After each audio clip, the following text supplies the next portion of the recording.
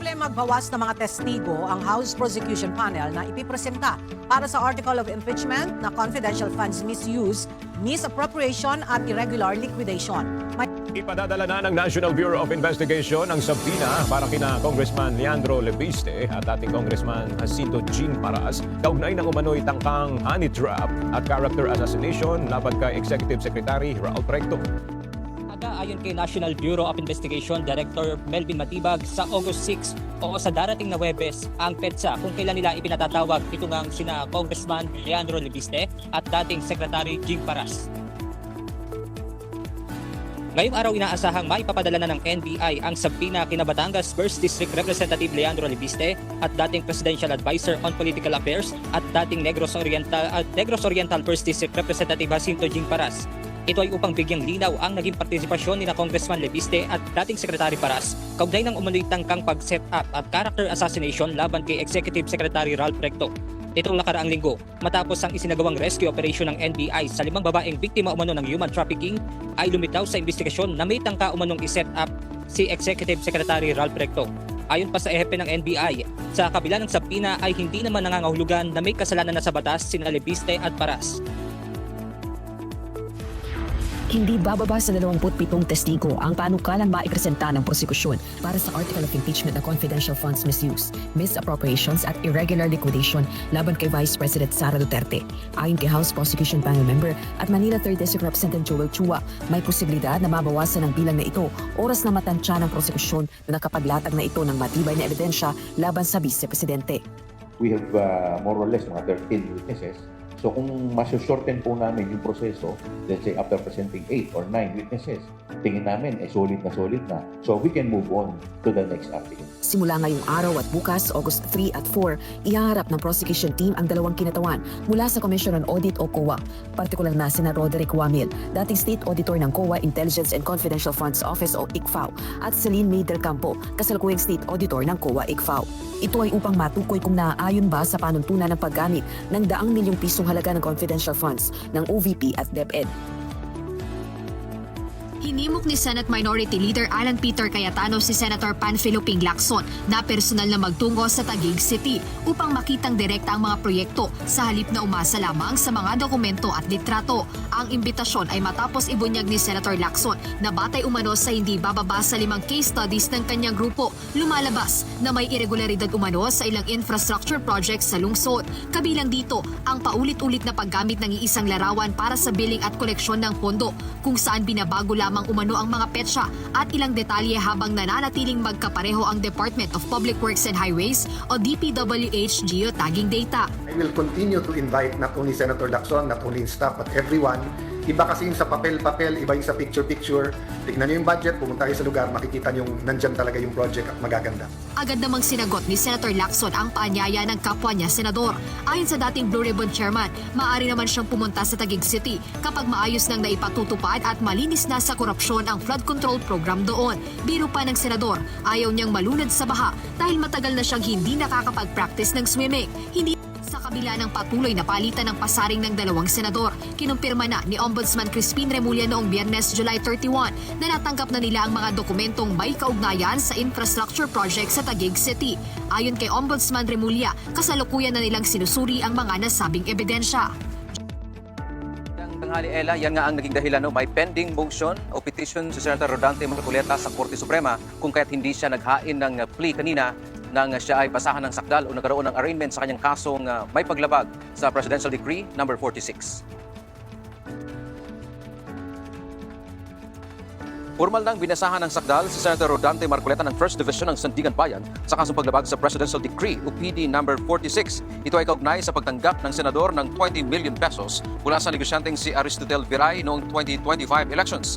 Tumanggi ang mambabatas na magpasok ng plea sa hukuman, kaya ang Sandigan Bayan na ang nag-enter ng not guilty plea para sa mambabatas. Paliwanag ng abogado ni Marcoleta, may nakapinpin pa silang petisyon sa Korte Suprema. Kinwestiyon ng mambabatas ang resolusyon ng Office of the Ombudsman na kasuhan ng senador ng plunder at paglabag sa PD number 46. Basically, we are challenging the resolution of the Sandigan. Resolution of what po, Attorney? The Ombudsman. Ombudsman. Nagba ng kanyang abogado na si Attorney Moises Tolentino Jr., pinawalang bisa nila ang desisyon o o pinapawalang bisa nila ang desisyon ng ombudsman. Samantala, nagpasok naman ng not guilty plea ang kapwa-akusado ni Marcoleta na si Aristotle Viray sa kasong paglabag sa PD 46. Tinadaan ng hukuman ang preliminary conference to August 11 hanggang 13. Inaasahan na umano ni Ombudsman Crispin Remulla na mapapagbigyan ng bail petition ni dating Senador Ramon Bong Revilla Jr. sa kasong malversation through falsification of public documents. Sa kanyang radio show nitong Sabado, sinabi ng Ombudsman na mukhang trinabaho ang naturang court ruling sa Sandigan Bayan. Ngunit naging eye-opener umano ito sa kanila para lalong pagsikapan ng laban kontra korupsyon. Simula nang umupo si Ombudsman Remulla sa posisyon noong nakaraang taon, itinaas na nila ang standard sa reasonable certainty of conviction bago maghain ng mga kaso sa hukuman. Gayunman, sinabi nito na kalahati lamang ito ng kabuuang trabaho dahil mahalaga rin ang papel na ginagampanan ng mga husgado upang mapanagot ang mga sangkot sa katiwalian. Ayon kay Ombudsman Remulla, makikipagpulong siya kay Supreme Court Chief Justice Alexander Gasmundo patungkol rito.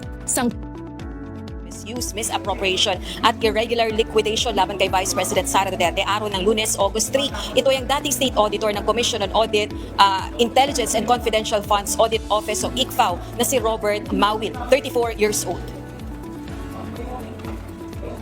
Ang ICFAO ay nasa ilalim ng tanggapan ng chairperson ng COA na responsable sa post-audit ng liquidation ng confidential at intelligence funds ng iba't ibang ahensya ng pamahalaan, national government agencies, government-owned and controlled corporations at local government units. Si Mawil umano ang mag-a-identify sa particular na exhibits o documentary evidence kabilang ng acknowledgement receipts sa liquidation ng confidential funds ng Office of the Vice President mula 2022 hanggang 2023 at Department of Education sa taong 2023. Si Mawil din ang nakapansin ng kulang-kulang umanong documents na sinumite ng OVP at DepEd kaugnay ng liquidation ng confidential funds. Samantala, gumugol ng 45 minutes yung recess kanina sa pagliti sa pagtukoy ng mga dokumentong for stipulation ng defense and prosecution teams para sa ika-11 araw ng paglilitis kay Vice President Duterte.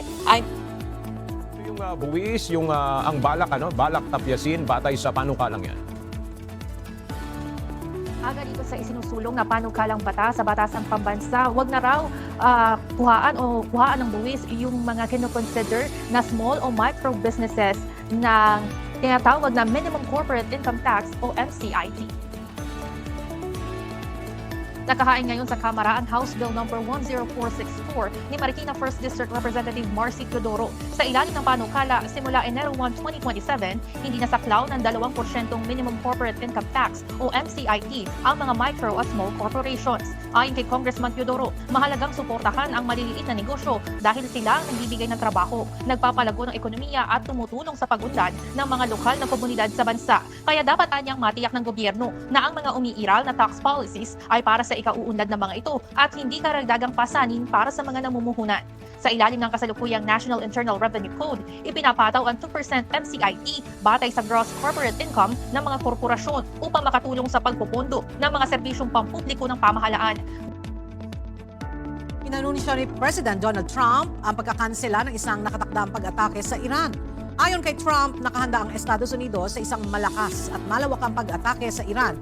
Ngunit dahil sa hiling mismo ng Iran at ng ilang kaalyadong bansa sa gitnang silangan, pinili niyang ipagpaliban ang opensiba. Ang hiling ay nakaugnay sa isang posibleng kasunduan na magbubunsod ng pagbukas ng Hormuz Strait at pagtatapos ng nuclear threat ng Iran. Binigyan din ni Trump na ang pagkansela ng pag-atake ay para sa benepisyo ng buong mundo. Kumikilos nga yan ngayon pa-northward o pahilaga sa bilis na 15 kilometers per hour. Sa kasalukuyan, nagdadala na nga yan ng mga pag-ulan, especially sa malaking bahagi ng Luzon at malalakas na hangin, particularly na nga dito sa may parte ng Aurora. Samantalang habagat naman ang siyang umiiral dito sa may bahagi ng Iloilo, Antique, Guimaras at Negros Occidental. At sa nakikita din po natin sa ating satellite, yung sentro po ni Bagyong Luis ay nandito sa karagatan, ngunit yung lokasyon ng kanyang makakapal na kaulapan ay nasa kanlurang bahagi. Dala po kasi yan ang epekto nitong pagsagi or perpendicular direction ng northwestward na hangin galing kay Bagyong Luis dito tumatama sa may coastline o perpendicular to coastline dito sa may bahagi ng Pangasinan. Kaya mostly yung malalakas po natin na kaulapan ay nandito sa may parte nga ng Pangasinan as well as most parts ng Central Luzon.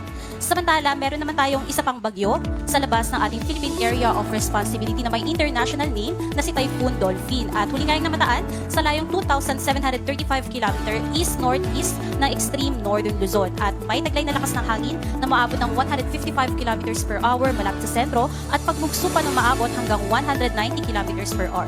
At patuloy na kumikilos ito pa west-northwestward sa bilis na 20 km per hour.